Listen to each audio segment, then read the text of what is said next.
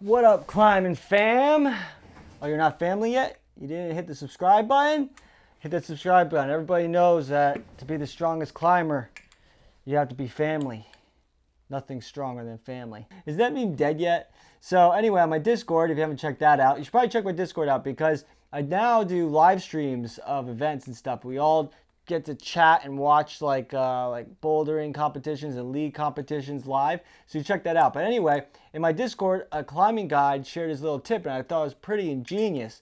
So basically, if you don't know this already, climbing, when you get up off the ground, you enter a completely new dimension, a new space. You're now playing 4D chess.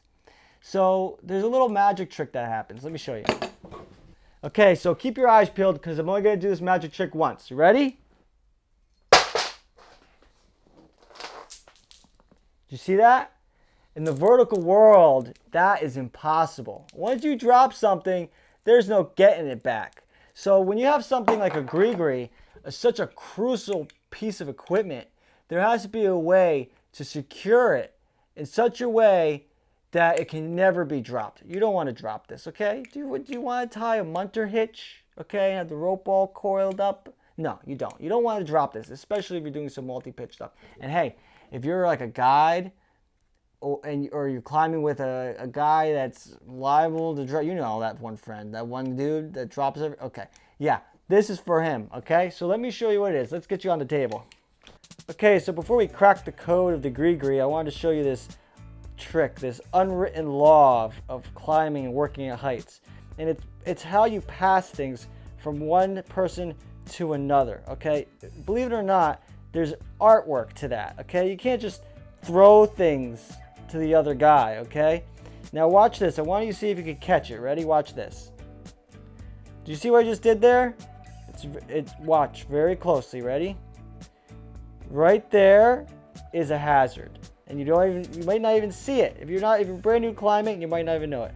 So if I pass this to him and then I let go, there's a chance that this person may not completely have it. And I've already let go. And then they drop whatever it is, okay? So this is the way you're supposed to pass something. Ready? Watch this. Come in, the person grabs it, okay? You don't let go. The person pulls it. It's very subtle, but it actually makes a huge difference. You grab it, the person doesn't let go, and you pull it out, okay? This ensures that you have it, and they're not just letting it go. That'll actually save you dropping a ton of things. That little trick right there. Okay, so let's get into the Grigri. Okay, so here's the problem with the Grigri. Okay, you're going up a multi-pitch, and it's time to take you off belay. To take you off belay, the belayer takes the Grigri completely out, opens this up, and then drops it. Okay, that's the problem. So there's got to be a way to ensure that doesn't happen. Now, if you don't want to use this method, then what I would advise you to do is not even take this all the way out. Take it here, grab this, put it in, take the rope out, grab this, put it back on, okay? That's a really legitimate, safe way to do it. Instead of taking it completely off and then playing around with it in midair, okay? But here's another method that the guide shared, this guide shared on my Discord.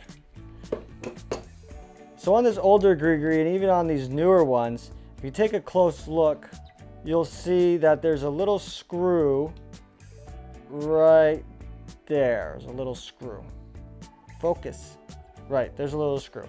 So if we go and take this little screw out, let's take a look at that. Let's see what we find.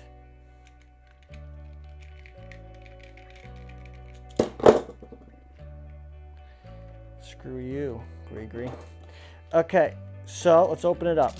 Now we have this little plastic part. Now with a Beal Birdie, this Beal Birdie, which is a Grigri-esque device, doesn't have a bottom at all here. The rope is exposed. These Grigris here, they have bottoms. And I think this is a good idea because it prevents things from getting caught up into the rope while it's moving. So I like that. But if we take this screw out like we just did, we can now bend this back and expose expose this little channel down in here. You see that? I moved another light over so maybe get a better look. You see this channel that's down in there? So what we're gonna do is we're gonna just mark a spot. I think right here would be best. So mark right here. There seems to be two pockets, this one and that one. I kind of like this more outer one. The inner one looks like it has a little more room though. We're gonna go with this outer one right here. So we got a little mark right there. Now what we're gonna do is we're gonna take a drill and drill a hole right through here. Okay, so now that our hole is drilled, we're gonna run some accessory cord through it. Now this accessory cord is just a little bit too thick. I would like accessory cord like this, but the problem is this one's just not long enough. It's too short and I don't have much more of it. So it'd be nice to have some thinner type like this type. And I don't know what the exact size is on it. I think the size for this is extra super small. And this is pretty thin as well. So what we're gonna do is we're gonna stick it in this little hole that we just made, like so. Might not be a bad idea to like round the edges over here so you don't have anything sharp. And this rope's kind of fat, not like that thinner one I had over there. So I can't really do a double fisherman, which is what I'd want to do. I can only do a single overhand, which isn't the most ideal thing, but it's probably good enough to save from just a simple drop, but nothing you really want to pull on, you know. So we're gonna try to make just a tight single overhand, and then just not too much tail, so we could stick it in this little space here because there ain't much room in there. Okay, so we're gonna stick it in there and stuff it in, and there we go. I'm pretty happy with that. So now we just stick the screw on, and I'll show you how this is done. Hope I don't screw this up. So this is how you're gonna use it, or your one friend. You know who you are. So we're gonna stick it on the beaner, and what we're gonna do is we're gonna put the loop on first. Okay, you want to put the loop in first. Put the loop on second, then you kind of defeat the purpose. I'll show you why. Now what you're gonna do is you're gonna put the grigri on, like so.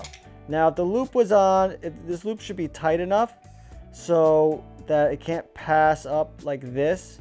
If it's tighter, then you won't get the loop over there and then defeat the whole purpose, which is take this off and then the grigri off. You want this to stay on, okay? So this stays on here, and it's tight enough that it doesn't ride up this locker. So you take this off, and you take this off your belay, and then you take them off. Oh, I dropped it. Oh, guess what? It's still there, okay? Awesome, awesome idea, okay? You know, a good technique like this, you know, goes a long way as well. Making sure it never really comes off and being extra careful. That goes a long way as well. But if you're bringing in some guy that's accident prone, probably shouldn't be climbing with anyway, unless you're going to videotape him so I could make some climbing fails. But anyway, that's that. Okay, questions, comments, concerns, let me know down in the description below. Check out the Discord. We're about to hit 30K pretty soon, so hit that subscribe button, join the 30K member club, and I'll catch you guys later. Hope you have a great rest of the week. Josh Perry, climbing out of here. I'm definitely going to be using that one. That's a neat trick. Give it to my accident-prone friends.